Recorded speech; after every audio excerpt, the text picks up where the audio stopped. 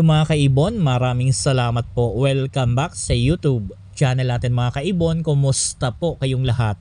For today's video, sasagot po tayo ng katanungan ng mga kaibon natin. Ito po yung unang tanong sa akin ng kaibon natin. Ang tanong, Lods, curious lang po ako. Totoo po ba na walang survival instinct ang mga Alps once na makawala sila on captivity?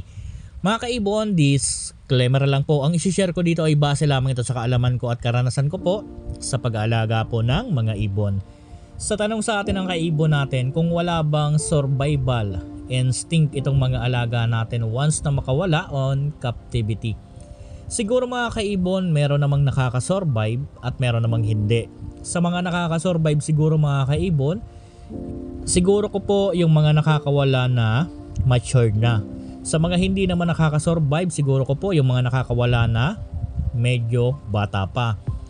Meron lang po akong i-share sa inyo mga kaibon. Dati dito sa Floodway, sa gilid po niya na ilog, dati kangkungan po yan mga kaibon. Kaliwat kanan po yan na kangkungan. Dati po ang daming ibon dyan na kumakain. Merong mga parakit, merong mga Alps 1, Alps 2, kumakain po ng kangkong mga kaibon. Siguro ko po yun ay isang pagkain na pwedeng makasurvive sa kanila sa wild.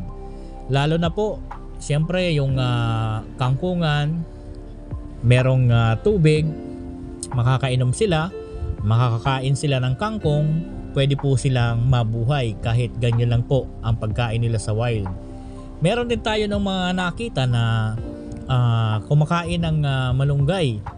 So yung malunggay, isa rin po yan na pwedeng makabuhay sa kanila na pagkain sa wild mga kaibon. So siguro ko yung mga hindi nakakasurvive talaga kahit na medyo matured na, yung walang nakikita talagang pwedeng makain dito sa wild, sa labas.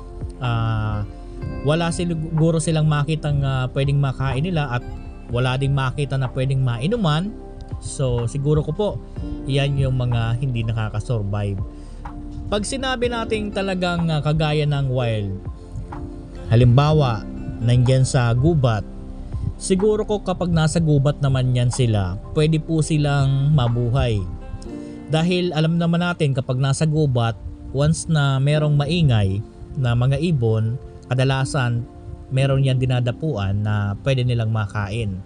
Siguro ko kung halimbawa mga bungang kahoy, talagang pwede rin sigurong makasurvive sila dyan at mabuhay sa wild kapag po natuto sila na kumain ng pagkain na nandyan sa mga wild, kagaya ng mga pagkain na bungang kahoy or kagaya ng mga kinakain ng ibang ibon.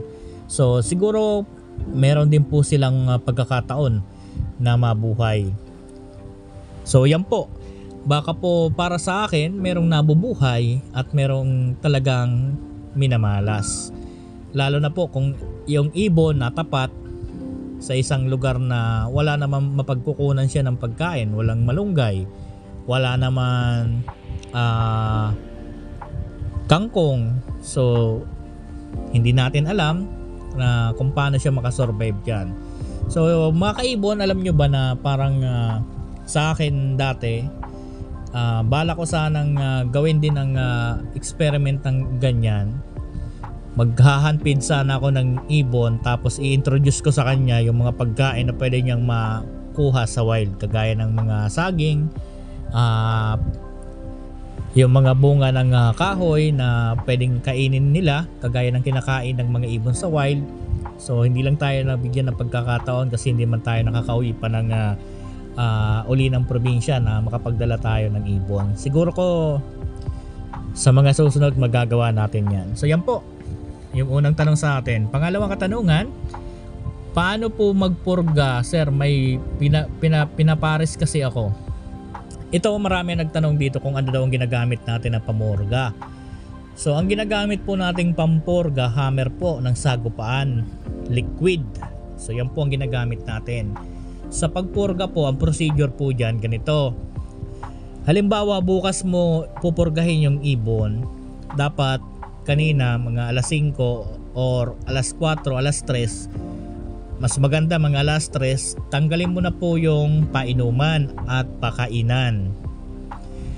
Tapos pag tinanggal mo na po yan, kinaumagahan, una mo pong ibigay yung tubig na merong pamorga.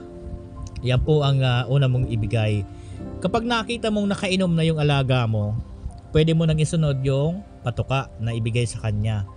Mas maganda kasi na makainom muna siya ng pamorga para po yung mga toxic sa katawan mai-flush palabas ng maayos. So halimbawa po na ibigay mo na yung pamorga, nakainom na siya, naibigay mo na rin yung pakainan, magbilang po kayo ng 4 na oras tapos palitan nyo na po yung binigay ninyong pamorga. Mas maganda kung meron po kayong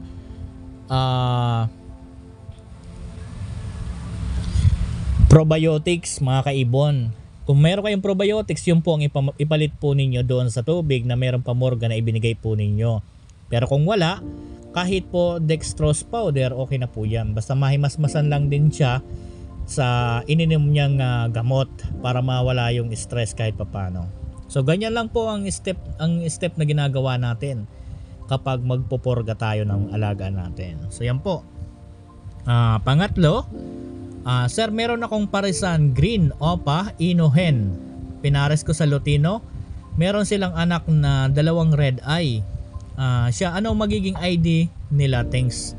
So ang parisan ni sir, green opaline ino na hen. Ang magiging ID po niya na Lutino, kapag po nag-hen yan, normal Lutino lang.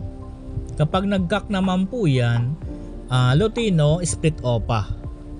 So yan po ang magiging ID lang yan. Hindi po yan maglalabas ng Lutino opa dahil po walang kargang opaline ang cock. Lagi nating tatandaan, para makapag-produce tayo ng opaline sa mga magiging anak, dapat palaging una na merong kargang opaline ang cock. Kahit split lang, pwede na po yan makapag-produce ng opaline hen sa mga magiging anak. Kapag naman po opaline cock tapos ang kapares normal hen, makakapag-produce na rin tayo dyan ng opaline. 6 link ang lahat po ng magiging inakay niyan. Wala pong DNA dahil wala po tayong kinakailangang i-DNA dahil sa gender ng anak, makikita po natin na kapag nag-opaline, automatic hen po yan. Kapag nag-non-opaline, automatic po cock po yan. So ganun po ang kabilis malaman ang gender ng isang ibon sa 6 link mga kaibon. So ang magiging ID lang po ng anak po niyan, kapag hen, normal Lutino na hen. Kapag nag-cock, split opaline na Lutino. So yan po.